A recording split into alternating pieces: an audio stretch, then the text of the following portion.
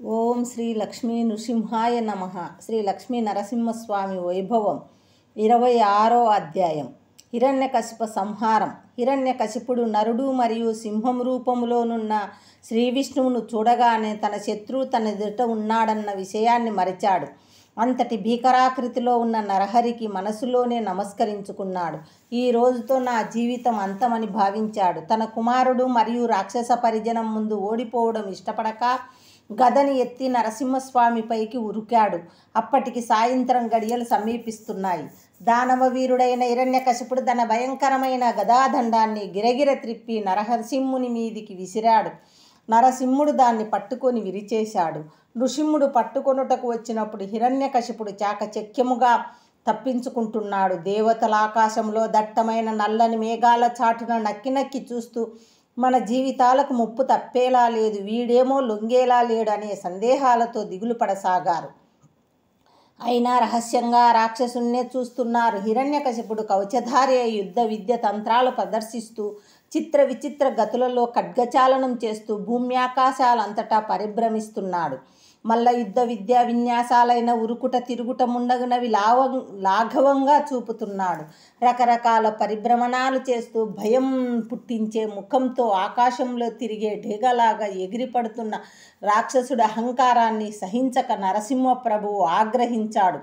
ఒక్కసారిగా గర్జించి ఊంకరించాడు. కనుబొమలు ముడిచి తీక్షణంగా వీక్షించాడు. ఆ ఉగ్రమూర్తి వికృతంగా తన నాల్కను ఆడించి ఆ రాక్షసుడిపై విజృంభించి దూకి ఒడిసి పట్టుకున్నాడు. నాగుపాము ఎలుకను ఒడిసి పట్టినట్లుగా ఆ నరసింహప్రభువు పట్టుకోవడంతో హిరణ్యకశిపుడు ప్రాణభీతితో చుళ్ళు తిరిగిపోయాడు. అప్పుడు గరుత్మంతుడు పాములను పట్టుకొని చీల్చే విధంగా నృసింహావతారుడు ఆగ్రహంతో హిరణ్యకశిపుడిని పట్టుకుని బలవంతంగా తన తొడలపై అడ్డంగా పడేసుకున్నాడు.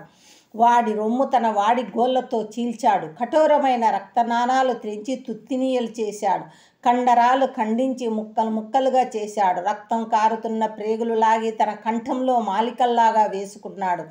ఇలా అమితోత్సాహంతో హిరణ్యకశిపుని చంపి సంవరించి నరసింహమూర్తి గోళ్ళు కాంతులతో ప్రచండంగా ప్రకాశిస్తున్నాడు. ఈ దృశ్యాన్ని చూస్తున్న దేవతలు, మునులు మొదలగు వారందరూ అమితోత్సాహంతో అహోబల అహోబల అని జేజేలు పలికారు. ఆ విధంగా బ్రహ్మదేవుడు ఇచ్చిన వరాలకు భంగం కలగకుండా పూర్తిగా నరరూపం మరియు మృగరూపం కానటువంటి నరసింహ రూపంతో రాత్రి కాని పగలు కాని కానట్టి సంధ్యా సమయంలో లోపల కాని వెలుపల కానటువంటి సభాభవనపు గడప మీద ఆకాశం కాని భూమి కానట్టి తన ఊరు ప్రదేశములో ఒళ్ళో ప్రాణం ఉన్నవి కానీ ప్రాణం లేనివి కానీ గోళ్లతో సంవరించాడు. అలా ఉగ్ర నరసింహస్వామి ముల్లోకాలకు గుండెల్లో గాలంలా తయారైన ఆ రాక్షసరాజు హిరణ్యకశిపుణ్ణి చంపాడు.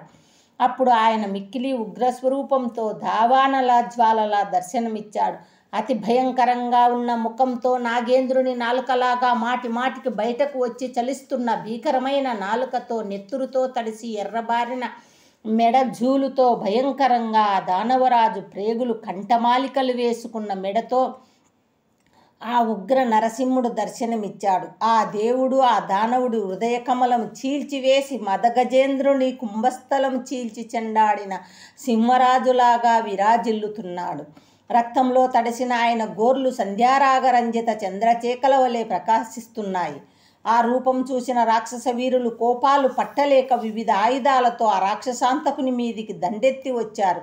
అలా వచ్చిన పెక్కువేల రక్కసులను వచ్చిన వారిని వచ్చినట్లే చక్రాది ఆయుధాలతో ఒక్కడిని కూడా వదలకుండా వధించాడు ఆ ఉగ్ర నరకేసరి. ఇలా రాక్షసులందరినీ వధిస్తున్నప్పుడు దేవతలు మొదలగు వారు అహోబల అహోబల అని అరుస్తూనే ఉన్నారు. ఈ విధంగా రాక్షస సంహారం కానిచ్చి యుద్ధం పరిసమాప్తి చేశాడు. నరసింహస్వామి హిరణ్యకశిపుణ్ణి సంవరించే సమయములో దేవతలు మొదలగు వారు అహోబల అహోబల అరిచారు కదా. అలా దేవతలు అరిచిన ఈ ప్రాంతమే కాలక్రమంలో అహోబిలం అయ్యింది. రాక్షసుడు గట్టిగా చరిచిన ఉక్కు స్తంభం నుంచి నరసింహస్వామి ఆవిర్భవిస్తున్న సమయంలో భయంకరమైన శబ్దములతో పాటు ప్రపంచమంతటా విస్ఫులింగాలు నిప్పురవ్వలు వెదజల్లబడ్డాయి. ఎక్కడైతే ఈ నిప్పురవ్వలు పడ్డాయో అక్కడ నరసింహస్వామి దేవాలయాలు వెలిశాయి, ఇంకా వెలుస్తున్నాయి. స్వామి చేతిలో వధించబడిన దానవ వీరులందరూ తర్వాతి జన్మలలో స్వామి భక్తులుగా జన్మించి తమ కర్మలను తొలగించుకొని స్వామిలో ఐక్యమయ్యారు. ఈనాడు నరసింహస్వామిని సేవిస్తున్నామంటే ఆనాటి దానవ వీరులలో మనము ఉన్నామేమో అనిపిస్తున్నది. ఎవరైతే స్వామి కార్యములో పాలు పంచుకుంటారో వారందరూ ధన్యులు. భక్త ప్రహ్లాదునికి అండగా నిలిచిన నృసింహస్వామిని శనివారం పూట పూజించడం ద్వారా అనుకున్న కార్యాలు సిద్ధిస్తాయి. నృసింహస్వామికి ప్రీతికరమైన నక్షత్రం స్వాతి. అందుకే ఈ నక్షత్రంలో పుట్టిన జాతకులు నృసింహస్వామిని, యోగ నరసింహుణ్ణి పూజించి దీపం వెలిగిస్తే అష్టైశ్వర్యాలు చేకూరుతాయి. నరసింహుని పూజించడం ద్వారా ఆర్థిక ఇబ్బందులు ఉండవు, శత్రు భయం ఉండదు, అనుకున్న కోరికలు దిగ్విజయంగా పూర్తవుతాయి, కార్యాల్లో ఏర్పడే విఘ్నాలు తొలగిపోతాయి. మంగళవారం పూట ఉదయం 6 గంటల నుంచి 7 గంటల్లోపు లేదా శుక్రవారం ఉదయం 11 గంటల నుంచి 12 గంటల్లోపు నరసింహస్వామిని పూజించడం ద్వారా శుభకార్యాలు దిగ్విజయంగా పూర్తవుతాయి. గృహంలో శుభం చేకూరుతుంది. ఆధ్యాత్మిక పండితులు సూచిస్తున్నారు. గృహంలో శుభం చేకూరుతుందని ఆధ్యాత్మిక పండితులు సూచిస్తున్నారు. ఓం శాంతి శాంతి శాంతి. 26వ అధ్యాయం సంపూర్ణం. శ్రీ లక్ష్మీ నరసింహస్వామి పావనార్పణమస్తు.